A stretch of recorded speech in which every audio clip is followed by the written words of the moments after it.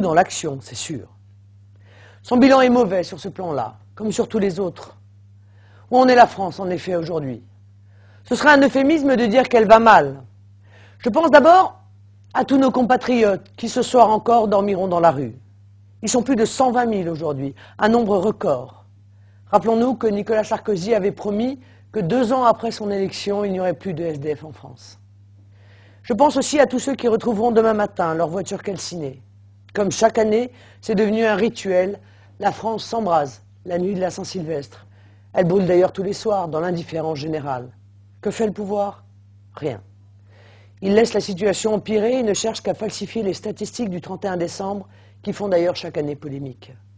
Les préfectures ont, vous le savez, pour consigne de ne pas communiquer de chiffres, mais la triste vérité, nos concitoyens la ressentent, eux, dans leur chair. Comment ne pas penser, bien sûr, alors que le chômage s'envole, que le pouvoir d'achat des travailleurs et des retraités s'effondre, que la fiscalité devient démente et que les inégalités explosent à tous ceux qui commencent l'année démunis et sans espoir. La pauvreté se répand, elle est de plus en plus visible et choquante. Le gouvernement, sur ce point aussi, est en échec total. À ce sujet, il faut rétablir tout de même quelques vérités. La crise, d'abord, n'explique pas tout. La situation économique et sociale était déjà dramatiquement dégradée avant les troubles boursiers. Il ne faut pas oublier ensuite que cette crise vient de quelque part, ce n'est pas une catastrophe naturelle. Elle est le fruit d'une politique de libéralisation, de démantèlement des protections nationales et de pousse au crime financier méthodiquement appliquée par la gauche et la droite depuis des décennies, dans le respect d'ailleurs des diktats européens. Dans le déclenchement de cette crise, Nicolas Sarkozy a une lourde part de responsabilité. Enfin, le président a bien tort aujourd'hui de fanfaronner. Et il serait bon qu'il retrouve un minimum de décence. Non, sa gestion de la crise n'est pas satisfaisante. Et non, la France ne s'en sort pas mieux que les autres nations. Après l'Espagne, c'est dans notre pays que le taux de chômage est le plus élevé. C'est aussi la France qui souffre le plus de cette folie de l'euro fort. Nos exportations s'effondrent et les délocalisations se multiplient. Et si la récession est plus forte dans certains pays, c'est évidemment parce que nous avons encore en France, quelques amortisseurs sociaux que Nicolas Sarkozy s'emploie d'ailleurs à supprimer. Les gesticulations du président, elles, n'y sont évidemment pas pour quelque chose.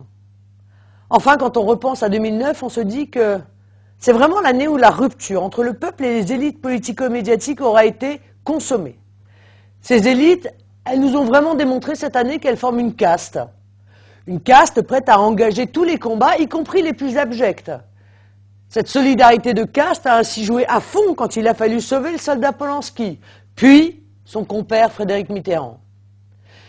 Les élites, les mêmes d'ailleurs, ont aussi craché tout leur venin lorsque le peuple suisse a osé dire non par référendum à la construction de nouveaux minarets dans leur pays. Devant ce bilan, faut-il désespérer? Oui, si l'on continue de compter sur tous ces gens-là. Non, si l'on se tourne vers le Front National.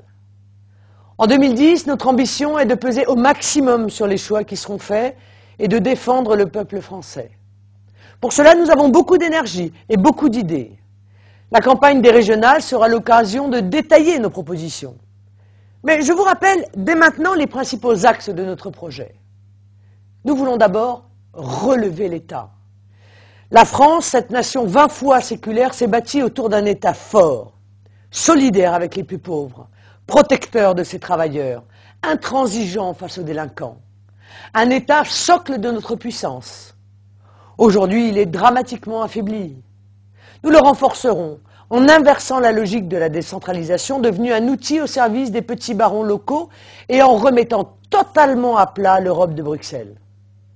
L'État doit aussi se réarmer face à la mondialisation et cesser de démanteler les services publics, notamment dans nos campagnes et nos lointaines banlieues.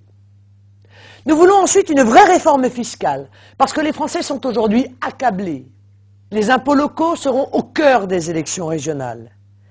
De ce point de vue, il faut geler par la loi et stopper la folie dépensière des collectivités locales, de gauche comme de droite.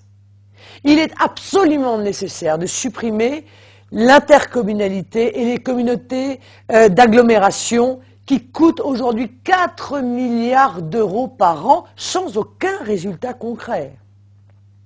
Il faut mettre à bas les féodalités locales en traquant les dépenses somptuaires. Là où ils seront élus, Nos conseillers régionaux exigeront leur annulation.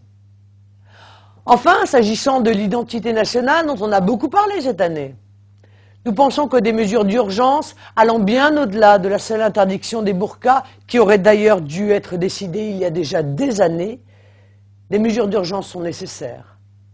Arrêter l'immigration, renvoyer tous les clandestins dans leur pays, ne plus régulariser. Bref, faire l'inverse de ce que fait Nicolas Sarkozy. Nous proposons aussi de lutter contre le poison du communautarisme. En inscrivant dans la Constitution, j'ai déjà eu l'occasion de le réclamer, la France ne reconnaît aucune communauté. Nous réclamons également la suppression de la discrimination positive, créatrice de passe-droits sur fondement ethnique, alors qu'aujourd'hui, au moment où je vous parle, elle se généralise. Nous lui préférons une vraie bataille contre les inégalités qui sont économiques et sociales. Pour cela, il convient de relever l'école. J'ai déjà développé beaucoup de ces sujets dans mes interventions médiatiques et dans des vidéos thématiques que je vous invite à consulter sur notre site. Je continuerai, comme l'ensemble des candidats du Front National, à contrer les mensonges de la droite et de la gauche et à expliquer nos valeurs et nos propositions. Si vous souhaitez nous rejoindre dans ce combat pour la France et pour les Français, notre porte est grande ouverte. Contactez-nous. Mes chers compatriotes, j'espère vraiment de tout cœur que vous passez, malgré toutes les difficultés actuelles, de bons moments, en famille ou entre amis. À l'aube de cette nouvelle année, je forme pour vous, pour vos proches et pour notre cher pays, mes vœux les plus sincères et les plus porteurs d'espoir.